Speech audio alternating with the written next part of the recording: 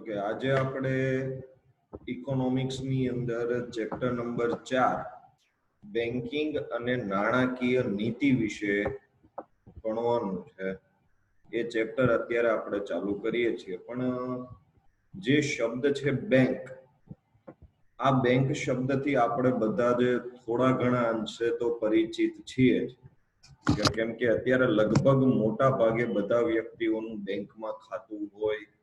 એ બેંકની સાથે જોડાયેલા જે અમુક શબ્દો છે એ શબ્દો વિશે પણ આપણને પૂરતી માહિતી હોય છે. પણ તેમ છતાં એ બેંકિંગની અંદર જે વધારે ડિટેલમાં કામ કરે છે કે ભાઈ એની પાછળ એ કઈ સિસ્ટમથી કામ કરે, બેંક કેવી રીતે લોન આપે છે, બેંક કેવી રીતે આપણને ધિરાણ ઉપર વ્યાજ આપે છે, એવું તે બેંક શું કામ કરે છે કે જે આપણને વ્યાજ આપે છે છતાં પણ એને નફો મળે છે. આપણે જે થાપણો બેંકમાં મૂકી હોય એ થાપણોની ઉપર બેંક આપણને વ્યાજ આપે, પણ એ વ્યાજ આપણને આપે છે તો એ વ્યાજના રૂપિયા એની પાસે આવે ક્યાંથી? બેંક કેટલી લોન આપી શકે, એના માટે સરકાર શું છે, એના માટે મધ્યસ્થ બેંક શું છે, કેવા કેવા નિયમો એને લાગુ પડે, એ બધા વિશે આપણે આ ચેપ્ટરની અંદર ચર્ચા કરવાના છીએ.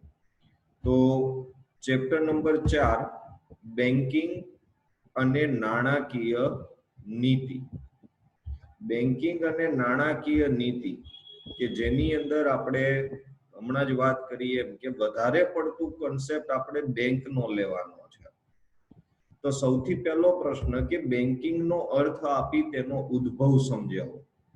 એટલે આ કોનો ઉદ્ભવની વાત કરે છે? બેંકનો ઉદ્ભવ. બેંક એટલે બેંકનો શબ્દ કઈ રીતે બન્યો, બેંક શબ્દ કેવી રીતે ઉપયોગમાં લેવાવા લાગ્યો, એની વાત કરીએ તો સૌથી પહેલું તો બેન્કિંગ એટલે શું? જુઓ, બેંક અને બેન્કિંગ બંને વસ્તુ અલગ છે. બેંક એ સંસ્થા છે અને બેન્કિંગ એ એક પ્રકારનું કાર્ય છે. તો બેંક કોને કહેવાય? તો કે જે બેન્કિંગની સેવા આપતી સંસ્થા છે એને બેંક કહે છે. કઈ સેવા આપે? બેન્કિંગની સેવા. હવે બેન્કિંગની સેવા શું હોય? તો કે ધિરાણ કરવું, આપણને જોઈએ ત્યારે નાણાં આપે, આપણા નાણાં એ સાચવી દે, આપણા બધા જ નાણાકીય વ્યવહારો એ સંભાળે, આવું બધું જે કામ છે એ કામને આપણે બેન્કિંગનું કામ કહીએ છીએ. તો આવી બેન્કિંગની સેવા આપતી સંસ્થાને બેંક કહે છે. અને જે નાણાકીય, પછી બીજો અર્થ છે કે જે નાણાકીય સંસ્થા, સાંભળજો, નાણાકીય સંસ્થા, કે સામાન્ય સંસ્થાની વાત નથી કરતા આપણે, અહીંયા નાણાકીય સંસ્થાની વાત કરીએ છીએ. તો નાણાકીય સંસ્થા લોકોની થાપણો સ્વીકારે. લોકોની થાપણો સ્વીકારવી એટલે કે આપણે જે રૂપિયા જમા કરાવવા જઈએ છીએ એ રૂપિયા એ સ્વીકારે છે અને એમાંથી એ જરૂરિયાતમંદ વાળા લોકોને ધિરાણ આપવાનું કાર્ય કરતી હોય તેને બેંક કહેવાય. બેંક એટલે જે એવી નાણાકીય સંસ્થા કે જે લોકોની થાપણો સ્વીકારે અને ધિરાણ આપવાનું કાર્ય કરતી હોય તેને બેંક કહેવાય. જો બને ત્યાં સુધી આપણે ટેક્સ્ટબુકને આધારે આને વધુ સરળ બનાવવાની કોશિશ કરી છે. તો બની શકે કે અમુક શબ્દો છે એ આપણને બેઠા ટેક્સ્ટબુક જેવા ન પણ હોય, પણ આને આપણે સરળતાથી યાદ રાખી શકાય તેવા છે. અને આવી જ વ્યાખ્યાઓ લખીને લોકો 99-98 માર્ક્સ પણ લાવે છે. એટલે એવું જરૂરી નથી કે જેમ ટેક્સ્ટબુકમાં છે એમ વર્ડ ટુ વર્ડ યાદ રાખવી. આને આપણે આ રીતે પણ યાદ રાખી શકીએ છીએ કે જે નાણાકીય સંસ્થા લોકોની થાપણો સ્વીકારે અને ધિરાણ આપવાનું કાર્ય કરતી હોય તેને બેંક કહેવાય. પણ આ વ્યાખ્યાની અંદર એક શબ્દ જરાય ભૂલવાનો નથી અને એ છે નાણાકીય સંસ્થા. કઈ સંસ્થા? તમે જો ખાલી સંસ્થા લખશો તો નહીં ચાલે, કારણ કે ખાલી સંસ્થામાં તો શું થાય, કોઈ ફાઇનાન્સનો પેલો ધંધો કરતો વ્યક્તિ હોય એ પણ લોકોની થાપણ સ્વીકારે ને એ પણ ધિરાણ આપે, પણ એને આપણે બેંક નથી કહેતા, એને ફાઇનાન્સ કંપની કહીએ છીએ. તો ખરેખર બેંક કોને કહેવાય? તો કે એ એક નાણાકીય સંસ્થા હોવી જોઈએ કે જેની અંદર નાણાંની લેવડ દેવડ થવી જોઈએ. એટલે જે નાણાકીય સંસ્થા લોકોની થાપણો સ્વીકારે અને ધિરાણ આપવાનું કાર્ય કરતી હોય તેને બેંક કહેવાય. હવે બેંકનો ઉદ્ભવ અને અથવા તો બેંક શબ્દનો ઉદ્ભવ કેવી રીતે થયો, તો આપણે જાણીએ છીએ કે આ એક અંગ્રેજી શબ્દ છે બેંક, કે જેનો અર્થ થાય જથ્થો કાં તો સમૂહ. અંગ્રેજીમાં આપણે સંસ્થાને શું કહીએ છીએ? બેંક. અને એ બેંકનો મતલબ શું થાય? જથ્થો કાં તો સમૂહ, એક આખું ગ્રુપ. જો કે એના માટે સંસ્કૃત ભાષામાં પણ એક શબ્દ મળી આવ્યો છે, બેંકને સમાનાર્થી શબ્દ. સંસ્કૃતમાં એ શબ્દ છે ભાંડ. કેવો શબ્દ છે? ભાંડ. ભાંડનો મતલબ થાય મૂડીનો જથ્થો કાં તો ભંડોળ. ભંડોળનો મતલબ પણ જથ્થો જ થાય. ભંડોળ એટલે પણ બહુ વધારે પડતો નાણાંનો જથ્થો, અને મૂડીનો જથ્થો, મૂડી કહેતા નાણું, જે ધંધાની અંદર રોકાયેલું હોય. હવે અહીંયા બેંક પોતે ધંધો છે, તો એની પાસે જેટલું પણ નાણું આવે એ બધી એની મૂડી કહેવાય. તો પ્રશ્ન એવો પૂછે કે સંસ્કૃત ભાષામાં બેંક માટે કયો શબ્દ મળી આવ્યો છે? તો શબ્દ છે ભાંડ. એટલે પછી એવો પ્રશ્ન પૂછે કે બેંક માટે સંસ્કૃત ભાષામાં કયો શબ્દ મળી આવ્યો છે, તેનો શું અર્થ થાય? તો તેનો અર્થ થાય મૂડીનો જથ્થો અને કાં તો ભંડોળ. ત્યાર પછી વાત કરીએ કે બેંક શબ્દ, એ બેંક શબ્દની ઉત્પત્તિ ફ્રાન્સનું બેંકા અને ઇટાલીનું બેંક્યુ, આ બંને શબ્દ પરથી થયેલી છે. ફ્રાન્સનો કયો શબ્દ હતો? બેંકા. અને ઇટાલીનો કયો હતો? બેંક્યુ. આ બંને શબ્દ ઉપરથી અંગ્રેજી શબ્દ બન્યો બેંક. હવે પ્રાચીન સમયમાં બેંક શબ્દ પહેલી વખત વપરાતો તો કેવી રીતે? તો પ્રાચીન સમયમાં યુરોપમાં શરાફો કહેતા જે નાણાં ધીરવાનું કામ કરતા હોય ને, કે ભાઈ મારી પાસે કદાચ વધુ પડતા નાણાં હોય, તો જે જરૂરિયાતમંદ વાળી વ્યક્તિ છે એને હું એ નાણાં આપું અને બદલામાં એની પાસેથી હું વ્યાજ વસૂલ કરું. તો જે નાણાં ધીરવાનું કામ કરે છે એને શરાફ કહેવાય. તો પ્રાચીન સમયમાં યુરોપ જે દેશ છે, આપણે બ્રિટન છે, કે પછી પેલું આપણે ઇટાલી છે, પછી પોર્ટુગલ છે, આ બધા જે દેશો છે એ બધા યુરોપિયન દેશો કહેવાય. તો ત્યાં શરાફો પાટલી પર બેસીને, પાટલી એટલે એક ઢળતી મેજ, પાટલી એટલે ઢળતી મેજ, આપણે પેલું નીચે બેસીને લખવા માટે જે સામે પાટલી રાખીએ ને, એવી પાટલી, એને બેન્ચ કહેવાય ને. તો એ પાટલી પર બેસીને નાણાકીય વ્યવહારો કરતા હતા, જેના પરથી બેંક શબ્દનો ઉપયોગ થવા લાગ્યો. આ બેન્ચ શબ્દ હતો, એ બેન્ચ શબ્દ પરથી બેંક શબ્દનો ઉપયોગ થવા લાગ્યો. અને વિશ્વની સૌપ્રથમ બેંક, સાંભળજો, આ યાદ રાખજો, સૌપ્રથમ બેંક 1401 સ્પેનની અંદર બેંક ઓફ બાર્સિલોનાની સ્થાપના થઈ. કઈ બેંક હતી? Bank of Barcelona. આ બધું સૌપ્રથમ વાળા જેટલા પણ આવે ને, કે સૌથી વધુ અથવા તો સૌથી ઓછું, આ બધા જ પ્રશ્નો એમસીક્યુ માટે અને 1 માર્ક્સના પ્રશ્નો માટે ખૂબ જ ઉપયોગી છે. તો વિશ્વની સૌપ્રથમ બેંક 1401 ક્યારે સ્થાપના થઈ? 1401 સ્પેનની અંદર. અને એ બેંકનું નામ શું હતું? Bank of Barcelona. અને આની ઉપરથી 3 કે 4 પ્રશ્નો બની શકે છે. તો એ 3 કે 4 પ્રશ્નો એક સાથે આપણે આ એક વાક્યને જો તમે વ્યવસ્થિત રીતે યાદ રાખી લો, તો એ 3 કે 4 પ્રશ્નોના જવાબ છે એ તમે એક સાથે એને યાદ રાખી શકશો.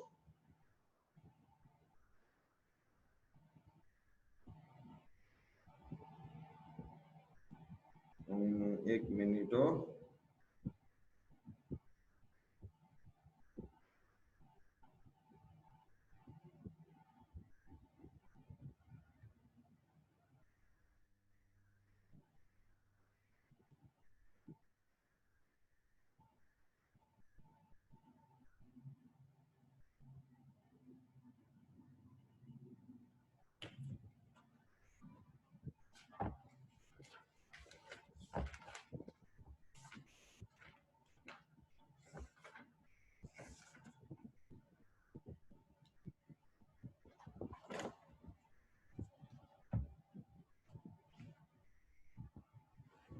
ચલો જુઓ, આ જે ચેપ્ટર છે, ચેપ્ટર નંબર 4 બેંક વાળું, એમાંથી એક એમસીક્યુ પૂછાશે, પછી એક સેક્શન 1A માં એક પ્રશ્ન હશે, સેક્શન બી માં બે પ્રશ્ન હશે, સેક્શન સી માં એક પ્રશ્ન હશે અને સેક્શન ડી માં એક પ્રશ્ન હશે.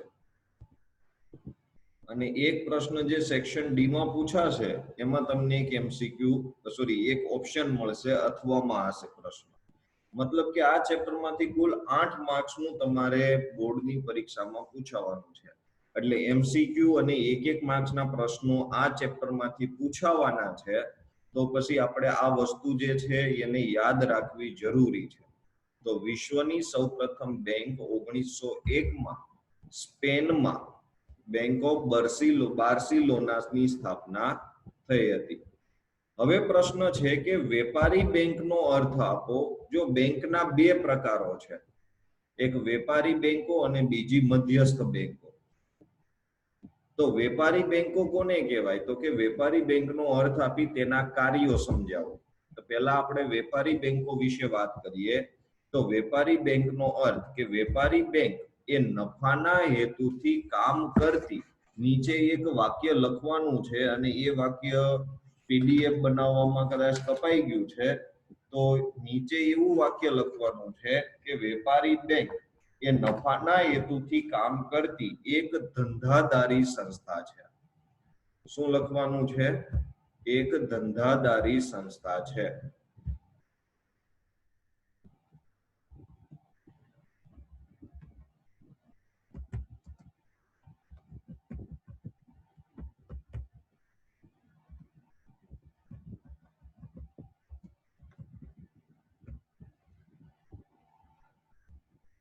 આ એની નીચે લખવું પડશે. તો વેપારી બેંક એ નફાના હેતુથી કામ કરતી એક ધંધાદારી સંસ્થા છે. તો વેપારી બેંકનો અર્થ આમ તો જોવા જઈએ તો ખૂબ જ સરળ છે, પણ આમાં અગત્યની બાબત કઈ છે?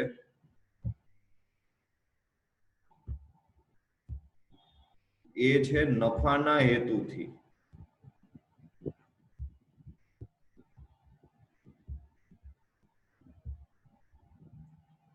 અહીંયા આ વસ્તુ છે એ ભૂલાય નહીં કે નફાના હેતુથી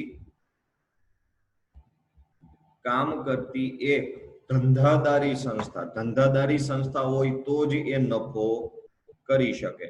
એટલે વેપારી બેંક એ નફાના હેતુથી કામ કરતી ધંધાદારી સંસ્થા છે. પછી આપણે જો એને આપણે જે વાત કરી ને આ વ્યાખ્યા વેપારી બેંક વાળી, કે એ નફાના હેતુથી કામ કરતી એક ધંધાદારી સંસ્થા, એ સામાન્ય અર્થમાં આપણે એવી વ્યાખ્યા આપી શકીએ. પણ બેન્કિંગ કંપની ધારા 1949, આ યાદ રાખજો. બેન્કિંગ કંપની ધારો ક્યારે અમલમાં આવ્યો? 1949. જો નહીતર આપણે કંપની ધારો પાછળ વાંચીએ ને એટલે 1956 કાં તો 2013 નક્કી કરી દઈએ. પણ આગળ બેન્કિંગ શબ્દ હોય તો વર્ષ છે 1949. તો એ બેન્કિંગ કંપની ધારા 1949 મુજબ વેપારી બેંક એટલે શું? તો કે વેપારી બેંક એટલે એવી સંસ્થા કે જે બેન્કિંગ અંગેના વ્યવહારો કરે. અહીંયા આમ જોવા જઈએ ને તો એ વ્યાખ્યા પૂરી થઈ જાય, પણ એ વ્યાખ્યાને સમજાવવી પડે. તો વેપારી બેંક એટલે એવી સંસ્થા કે જે બેન્કિંગ અંગેના વ્યવહારો કરે. એટલે કે દેશમાં રોકાણ વધારવા માટે પ્રજાની થાપણો સ્વીકારે અને જે ગ્રાહકને જરૂર પડે ત્યારે સ્વીકારે, જ્યારે ગ્રાહકને જરૂર પડે ત્યારે પાછી મળે, અને જેમાંથી ચેક, ડ્રાફ્ટ, પે ઓર્ડર વગેરે દ્વારા ઉપાડ થઈ શકે. કેવી સંસ્થા છે? કે જે બેન્કિંગ અંગેના વ્યવહારો કરે. અને એનો મતલબ એ થયો કે દેશની અંદર રોકાણને વધારવા માટે જે પ્રજાની વપરાયેલી મૂડી છે, જે થાપણો છે, એ થાપણોને સ્વીકારે, અને જે ગ્રાહકને જ્યારે જરૂર પડે ત્યારે એને પાછી મળે. એટલે કે ગ્રાહકે જે થાપણ બેંકમાં આપી છે એ બેંકની માલિકીની થઈ જતી નથી. ગ્રાહકને જ્યારે પણ જરૂર પડે ત્યારે તેને એ પાછી મળે, અને આ પાછી મેળવવા માટે તેઓ ચેક, ડ્રાફ્ટ કે પે ઓર્ડર વગેરે દ્વારા ઉપાડ થઈ શકે. જો કે અત્યારના સમય પ્રમાણે એટીએમ કાર્ડ છે તો એના મદદથી કે ઉપાડ ચિઠ્ઠીની મદદથી પણ આપણે નાણાં ઉપાડી શકીએ છીએ. તો ચેક, ડ્રાફ્ટ, પે ઓર્ડર વગેરે દ્વારા ઉપાડ થઈ શકે. વ્યાખ્યાને યાદ રાખવાની છે કે વેપારી બેંક એટલે એવી સંસ્થા કે જે બેન્કિંગ અંગેના વ્યવહારો કરે, એટલે કે દેશમાં રોકાણ વધારવા માટે પ્રજાની થાપણો સ્વીકારે, જે ગ્રાહકોને જરૂર પડે ત્યારે પાછી મળે, અને જેમાંથી ચેક, ડ્રાફ્ટ, પે ઓર્ડર વગેરે દ્વારા ઉપાડ થઈ શકે. ત્યાર પછીનો પ્રશ્ન આપણે વાત કરીએ વેપારી બેંકના કાર્યો. વેપારી બેંકે શું કામ કરવાનું હોય? તો એના જે કાર્યો છે એ કાર્યને બે ભાગમાં વિભાજિત કરી દીધા. એક છે મુખ્ય કાર્ય અને બીજા છે ગૌણ કાર્ય. મુખ્ય કાર્ય કે જે એક બેંક તરીકે એમણે કરવા જ પડે, એના વગર ચાલે નહીં. અને ગૌણ કાર્ય કે જે બેંક ઈચ્છે તો એ કાર્ય કરી શકે, બાકી એમને એ કાર્ય કરવાની જરૂર નથી. તો વેપારી બેંકના કાર્યો, મુખ્ય કાર્યો. તો મુખ્ય કાર્યોમાં નંબર 1 થાપણો સ્વીકારવી. પહેલું કાર્ય શું છે? થાપણો સ્વીકારવી. થાપણો સ્વીકારવી એટલે કે લોકો પાસેથી એ પોતાની જે બચતો છે એ બચતોને બેંક સ્વીકારે છે. એટલે કે બેંક લોકોના વણ વપરાયેલા ભંડોળો એકત્ર કરે છે. એટલે માંગવા નથી જતી, પણ લોકો બેંકમાં પોતાની થાપણો આપવા માટે આવે છે. હવે શા માટે લોકો બેંકને પોતાની થાપણો આપે છે? કારણ કે બેંક આપણને એ થાપણો ઉપર વ્યાજ આપે છે. હવે વિચાર કરો કે કદાચ મારી પાસે ₹1,00,000 હોય, પણ એ ₹1,00,000 મારી તિજોરીમાં પડ્યા રહે, તો એ ₹1,00,000 વધવાના નથી, એમાં કોઈ વધારો નહીં થાય. પણ જો એ ₹1,00,000 મેં બેંકમાં મૂકી દીધા છે, તો કઈ નહીં તો 1,000, 2,000 કે 5,000 નો ફાયદો મને ચોક્કસથી થવાનો છે. એટલે એ ભંડોળો એકત્ર કરે છે. અને જો બીજી રીતે કહીએ તો પ્રજા બેંકને થાપણ સ્વરૂપે લોન આપે છે. કોણ લોન આપે છે? પ્રજા, સામાન્ય લોકો એ બેંકને લોન આપે. કયા સ્વરૂપે? થાપણ સ્વરૂપે, કે ભાઈ અમારા આટલા રૂપિયા છે એ તમે વાપરો. આ થાપણો મુખ્યત્વે 3 પ્રકારની હોય. આ પ્રશ્ન પરીક્ષામાં પૂછાય છે કે થાપણો કેટલા પ્રકારની હોય, કઈ કઈ? તો પહેલી છે બચત ખાતાની થાપણો. બચત ખાતાની થાપણો એટલે કે લોકો બચત કરવાના હેતુથી અને વ્યાજ મેળવવા માટે જે થાપણો બેંકમાં મૂકે તેને આપણે બચત ખાતાની થાપણો કહીએ. કે ભાઈ મારો પગાર દર મહિને મારી આવક 35-40 હજાર હોય, પણ મારો ખર્ચો 20,000 25,000 થતો હોય, તો બાકીની જે રકમ છે એમાંથી થોડી ઘણી રકમ મારા ખર્ચા માટે રાખી અને 5,000 કે 10,000 રૂપિયા છે હું એ બેંકની અંદર જમા કરાવી દઉં, તો એ મારી થાપણ છે. એ શા માટે? તો કે નાણાંની બચત કરવા માટે. જો મારી પાસે ખીચામાં એ રૂપિયા હશે તો એ રૂપિયા વપરાઈ જવાના, પણ એ રૂપિયા વપરાય નહીં એટલા માટે એની બચત કરવા માટે થઈ અને એ હેતુથી અને વ્યાજ મેળવવા માટે જે થાપણો બેંકમાં મૂકે છે તેને બચત ખાતાની થાપણો કહેવાય. જે થાપણો બેંકમાં મૂકવામાં આવે તેને આપણે બચત ખાતાની થાપણો કહીએ છીએ. આવી થાપણો વ્યક્તિને જ્યારે પાછી જોઈએ ત્યારે તેઓ ચેક દ્વારા, ડ્રાફ્ટ દ્વારા, પે ઓર્ડર દ્વારા, ડેબિટ કાર્ડ કે ઉપાડ ચિઠ્ઠી દ્વારા મેળવી શકે છે. હવે એક વખત આપણે એ રૂપિયા કે નાણાં છે એ બેંકમાં ભંડોળ તરીકે મૂકી દીધા, પછી એને આપણે જ્યારે પણ જરૂર પડે ત્યારે આપણે પાછા મેળવી શકીએ છીએ. અને એ પાછા મેળવવા માટે આપણી પાસે કઈ કઈ પ્રકારની સુવિધાઓ છે, કઈ કઈ રીતે આપણે બેંકમાંથી એ ભંડોળ પાછું મેળવી શકીએ છીએ? તો એની અંદર કાં તો આપણે ચેક દ્વારા, અથવા તો ડ્રાફ્ટ દ્વારા, અથવા તો પે ઓર્ડર દ્વારા, અને કાં ક્રેડિટ કાર્ડ કે ઉપાડ ચિઠ્ઠી. ઉપાડ ચિઠ્ઠી એટલે વિથડ્રોઅલ ફોર્મ. જેની પાસે ચેકબુક ના હોય એ બેંકમાં જાય અને જે રીતે નાણાં જમા કરાવવાની પેલી ચિઠ્ઠી આવે ને એવી નાણાં ઉપાડવાની પણ ચિઠ્ઠી આવે. એ ચિઠ્ઠી ભરી અને કેશિયરને આપીએ તો એ આપણી સાઈન અને એકાઉન્ટની ડિટેલ મેચ કરી અને આપણને એ નાણાં છે આપી દે. પણ એના માટેની એક લિમિટ એવી છે કે જે બેંકમાં તમારું ખાતું હોય, જે બ્રાન્ચમાં તમારું ખાતું હોય, તમારે એ જ બ્રાન્ચમાં જવું પડે. જો ઉપાડ ચિઠ્ઠીથી નાણાં ઉપાડવા હોય તો ડેબિટ કાર્ડ એટલે આપણે જેને એટીએમ કાર્ડ તરીકે ઓળખીએ છીએ, એ એટીએમ કાર્ડ દ્વારા પણ આપણે નાણાં મેળવી શકીએ છીએ. ત્યાર પછી નંબર 2, ચાલુ ખાતાની થાપણો. તો આવી થાપણો મોટા ભાગે વેપારીઓ, ધંધાદારીઓ અને કાં તો ઉદ્યોગપતિઓ કે જેમને રોજબરોજ નાણાકીય વ્યવહાર વધારે કરવાના હોય તેવા લોકો રાખતા હોય. આવો પ્રશ્ન પૂછે છે કે ચાલુ ખાતું કોણ ધરાવે છે?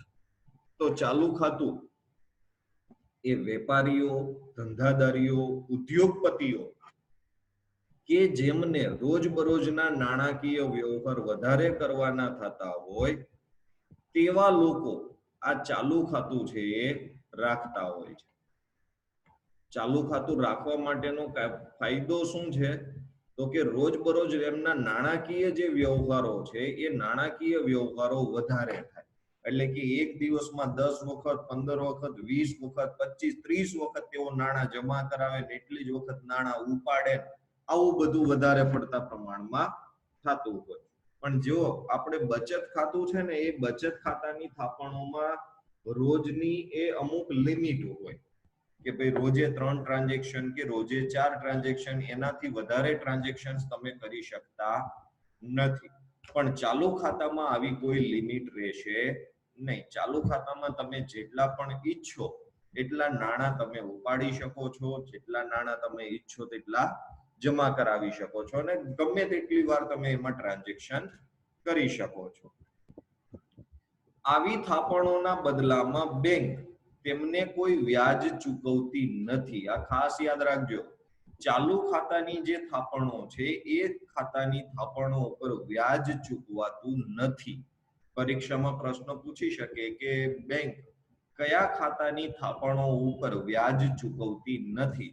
તો માત્ર ચાલુ ખાતું એક એવું ખાતું છે કે જેના ઉપર બેંક કોઈ પણ વ્યાજ ચૂકવતી નથી. તો પ્રશ્ન છે કે સાહેબ લોકો શા માટે ચાલુ ખાતું ખોલાવે? તો એ ઘણી વખત પહેલા તો આપણે એ વાત કરી લઈએ કે શા માટે ચાલુ ખાતું ખોલાવે. તો ચાલુ ખાતું ખોલાવવા પાછળનું કારણ એક જ છે કે એ બેંક આપણા વતી આપણા નાણાકીય વ્યવહારો સંભાળે છે. મારે કોઈને નાણાં ચૂકવવાના હોય તો એ મારે એ વ્યક્તિને ચૂકવવા માટે ત્યાં જવું પડતું નથી. બેંક મારા વતી એ નાણાં ચૂકવી દેશે. મારે કોઈ પાસેથી નાણાં લેવાના હોય તો એ વ્યક્તિએ મારા સુધી કે મારે એમના સુધી જવાનું નથી. એ વ્યક્તિ આપણા બેંકના ખાતામાં એ નાણાં જમા કરાવી દેશે. તો તમને પ્રશ્ન થાય કે સાહેબ આવું તો બચત ખાતામાં બી થાય. પણ મેં તમને કહ્યું એમ બચત ખાતાની અંદર અમુક ટ્રાન્ઝેક્શન્સની લિમિટ હોય, પણ આમાં આવી કોઈ લિમિટ હોતી નથી. તો ઘણી વખત શું થાય કે બેંક આપણને જે આ નાણાકીય વ્યવહારો સંભાળવાની સુવિધા આપે છે એ સેવાના બદલામાં અમુક ચાર્જ વસૂલ કરે છે. આમાં ઉલટાના આપણી પાસેથી લે, વ્યાજ પણ ન ચૂકવે અને ઉલટાના જે વેપારીએ ચાલુ ખાતું ખોલાવ્યું હોય એની પાસેથી અમુક ચાર્જ પણ લેવામાં આવે છે. તો આ પ્રકારની થાપણો વધારે તરલ હોય છે. તરલ હોવાનો મતલબ એ હલકી હોય પાણીમાં તરે એમ નહીં. તરલ હોવું એટલે કે જે થાપણોનું ઝડપથી આપણે રોકડમાં રૂપાંતરણ કરી શકીએ એને અંદર તરલતાનો ગુણ છે તેમ કહેવાય. એટલે આપણે જે કદાચ જેવા બેંકમાં જમા કરાવ્યા એના 5 મિનિટ પછી જો આપણે ઉપાડવા હોય તો આપણે નાણાં ઉપાડી શકીએ. મતલબમાં જ્યારે આપણે એ થાપણને રોકડમાં જરૂર પડે ત્યારે આપણે એને રોકડમાં મેળવી શકીએ છીએ. એટલે એ વધારે તરલ હોય છે. એટલે કે દિવસ દરમિયાન જેટલી વાર ઉપાડ કરવો હોય જેટલી વાર ઉપાડ તેટલી વાર ઉપાડ થઈ શકે છે. તમે ઈચ્છો એટલી વખત તમે એમાંથી નાણાં ઉપાડી શકો, ઈચ્છો એટલી વખત તમે નાણાં છે એમાં જમા કરાવી શકો છો. ત્યાર પછી નંબર 3, મુદતી ખાતાની થાપણો. મુદતી ખાતાની થાપણો એટલે શું? તો આપણે જેને બાંધી મુદતનું ખાતું કહીએ છીએ કે અમુક નિશ્ચિત સમય માટે અને ઊંચું વ્યાજ પ્રાપ્ત કરવાના હેતુથી લોકો જે થાપણો બેંકમાં મૂકે તેને મુદતી ખાતાની થાપણ કહેવાય. દાખલા તરીકે મારી પાસે ₹1,00,000 પડ્યા હોય અને મને ખબર છે કે આ ₹1,00,000 એ મને 2 વર્ષ 3 વર્ષ 4 કે 5 વર્ષ સુધી જરૂર નહીં પડે, તો પછી જેટલો ટાઈમ મને એવું લાગે છે કે નાણાંની જરૂર નહીં પડે એ નાણાં હું બેંકમાં એટલો સમય માટે મૂકી દઉં છું, જેને આપણે બાંધી મુદત. અને યાદ રાખો કે આવી થાપણોના બદલામાં બેંક ઓવરડ્રાફ્ટની સગવડ પણ પૂરી પાડે છે. એટલે કે તમારે આ જે મુદ્દો છે આ મુદ્દો તમારે ચાલુ ખાતાની અંદર લખવાનો થશે. આ જે મુદ્દો છે એ તમારે ચાલુ ખાતામાં લખવાનો થશે કે આ ચાલુ ખાતાની અંદર ઓવરડ્રાફ્ટની સુવિધા. ઓવરડ્રાફ્ટની સુવિધા એટલે શું? તો કે તમારા ખાતામાં જેટલા નાણાં હોય એના કરતા વધારે નાણાં તમને ઉપાડવાની સુવિધા જે બેંક આપે તેને ઓવરડ્રાફ્ટની સુવિધા કહેવાય. હવે મુદતી ખાતાની થાપણોમાં આ મુદ્દાને બદલે તમારે લખવાનો થશે કે બેંક આ પ્રકારની થાપણો પર સૌથી વધારે વ્યાજ ચૂકવે છે. કયા ખાતામાં સૌથી વધારે વ્યાજ આપે? તો કે મુદતી ખાતાની અંદર અથવા બાંધી મુદતના ખાતામાં અથવા તો મુદતી ખાતાની થાપણો ઉપર બેંક સૌથી વધારે વ્યાજ આપે છે. એટલે અમુક નિશ્ચિત સમય માટે, એટલે કે તમારે 5 વર્ષ 2 વર્ષ 1 વર્ષ 10 વર્ષ જેટલા સમય માટે, ઘણી વખત લોકો છે એ કોઈ પ્લાનિંગ સાથે આ જે બચત બાંધી મુદતની ખાતાની થાપણોમાં રોકાણ કરતા હોય. જેમ કે કોઈ વ્યક્તિ છે એ કદાચ આવનારા 5 વર્ષ પછી એમના દીકરા કે દીકરીના લગ્ન હોય તો એના માટે અગાઉથી એમની જે બચત હોય એ 5 વર્ષ 6 વર્ષ 7 વર્ષ માટે બેંકની અંદર મૂકી દે અને બેંક છે એના ઉપર સૌથી વધારે વ્યાજ આપે. એટલે કદાચ એવું કહેવાય છે કે 7.5 વર્ષની અંદર આપણા નાણાં છે એ ડબલ થઈ જાય, એટલું વ્યાજ બેંક આપણને ચૂકવે છે. અંદાજિત 7.5 વર્ષથી લઈ 9 વર્ષની અંદર આપણા નાણાં છે એ ડબલ થઈ જાય. એટલે સૌથી વધારે વ્યાજ મુદતી ખાતાની થાપણ. બીજું કે આપણે આગળ જે વાત કરી કે કુલ 3 પ્રકાર છે, ત્યાં તમારે એવું લખવું પડશે કે કુલ 4 પ્રકારો છે. ક્યાં આપણે વાત કરી હતી? હા, આ થાપણો મુખ્યત્વે 3 પ્રકારની હોય છે. ત્યાં આપણે લખી શકીએ કે આ થાપણો મુખ્ય 4 પ્રકારની હોય. એમાં જે ચોથી છે એ છે રિકરિંગ ખાતાની થાપણ. હવે રિકરિંગ ડિપોઝિટ એકાઉન્ટ એવું પણ શબ્દ છે. તમે 11મા ધોરણમાં આના વિશે વધારે પડતો અભ્યાસ કરી ચૂક્યા છો, તેમ છતાં ફરીથી આપણે એના વિશે ડિસ્કસ કરીએ કે જે લોકો એક સાથે બચત કરી શકતા ન હોય, જેમ કે અમારા જેવા શિક્ષકો, અથવા તો એ એક સાથે બચત કરવા ઈચ્છતા ન હોય, અથવા તો જેની પાસે નાણાં ટકતા ન હોય, તેવા લોકો દર મહિને કોઈ ચોક્કસ તારીખે ચોક્કસ રકમ આ ખાતામાં જમા કરાવે છે. દર મહિનાની નક્કી કરેલી તારીખે નક્કી કરેલી રકમ. દાખલા તરીકે હું એવું નક્કી કરું કે દર મહિનાની 15 તારીખે હું મારા ખાતામાં ₹5,000 જમા કરાવીશ, તો પછી ગમે તેમ કરી મહિનાની 15 તારીખ થાય એટલે મારે બેંકમાં ₹5,000 જમા કરાવી દેવાના. આ શું છે કે આનાથી આપણે ધીમે ધીમે બહુ વધારે પડતી રકમ છે બચત કરી શકીએ. કદાચ આપણને એવું કે વર્ષે તમારે બેંકમાં ₹60,000 જમા કરાવવાના છે, તો એટલા બધા રૂપિયા આપણી પાસે ન પણ હોય, એટલી બધી આપણી સેવિંગ ન પણ હોય, તો શું કરવાનું કે એના બદલે આપણે દર મહિને ₹5,000 જમા કરાવીએ તો પણ 12×5 = ₹60,000 છે એ જમા થઈ જાય. તો જ્યારે લોકો એવું ઈચ્છતા ન હોય કે એક સાથે રકમ જમા કરાવી, અથવા તો એની ઇન્કમ એ દર મહિને હોય, એટલે કે કોઈ પગારદાર હોય, કોઈ સેલેરી મેળવતો હોય અને એ સેલેરીમાંથી એને બચત કરવી હોય, એવું જરૂરી નથી 5,000, તમારી જે ઈચ્છા હોય કે કોઈ એવું કે ભાઈ મારે દર મહિને 200 રૂપિયા તો 200 રૂપિયા, દર મહિને 1,000 રૂપિયા તો 1,000 રૂપિયા, જેટલી એની બચત હોય એ પ્રમાણે. પણ એક વખત જે નક્કી કરી દીધું હોય એ પ્રમાણેની રકમ પછી દર મહિનાની નક્કી કરેલી તારીખે એ બેંકમાં પહોંચી જવી જોઈએ. આ ખાતામાં વ્યક્તિની થાપણ વધતી જાય છે અને જમા થયેલી થાપણ પર વ્યાજ મળતું રહે છે. એટલે કે આજે મેં 1,000 રૂપિયા જમા કરાયા હોય તો એ જ્યાં સુધી હું ઉપાડીશ નહીં ત્યાં સુધી આપણને આ 1,000 રૂપિયા ઉપર વ્યાજ મળતું રહેશે. અને આવી થાપણોને આપણે રિકરિંગ ખાતાની થાપણો કહીએ છીએ. તો અત્યારે આપણે જે વાત કરી એ વાત હતી કે વ્યાપારી જે બેંકો છે એ વ્યાપારી બેંકોના કાર્યની અંદર જે મુખ્ય કાર્ય હતા એ મુખ્ય કાર્યની અંદર પહેલું કાર્ય થાપણો સ્વીકારવા વિશે વાત કરી. અને થાપણો સ્વીકારવાની અંદર આપણે એ પણ વાત કરી કે જ્યારે થાપણો સ્વીકારવાની હોય તો એના માટેની મુખ્ય 4 રીતો છે. એક બચત ખાતાની થાપણો, બીજી ચાલુ ખાતાની થાપણો, ત્રીજી મુદતી ખાતાની થાપણો અને ચોથી રિકરિંગ ખાતાની થાપણો. તો આજે આપણે લેક્ચરમાં અહીંયા સુધી રાખીએ છીએ. હવે મળશું ત્યારે વેપારી બેંકના કાર્યની અંદર મુખ્ય કાર્યમાં એનું જે બીજું કાર્ય છે કે ધિરાણ કરવું. તો ધિરાણ કેવી રીતે કરી શકે છે, ધિરાણ એટલે શું, એના વિશે હવે પછીના લેક્ચરમાં આપણે ચર્ચા કરવાના છીએ. તો આજના લેક્ચરમાં બસ આપણે અહીંયા સુધી રાખીએ છીએ.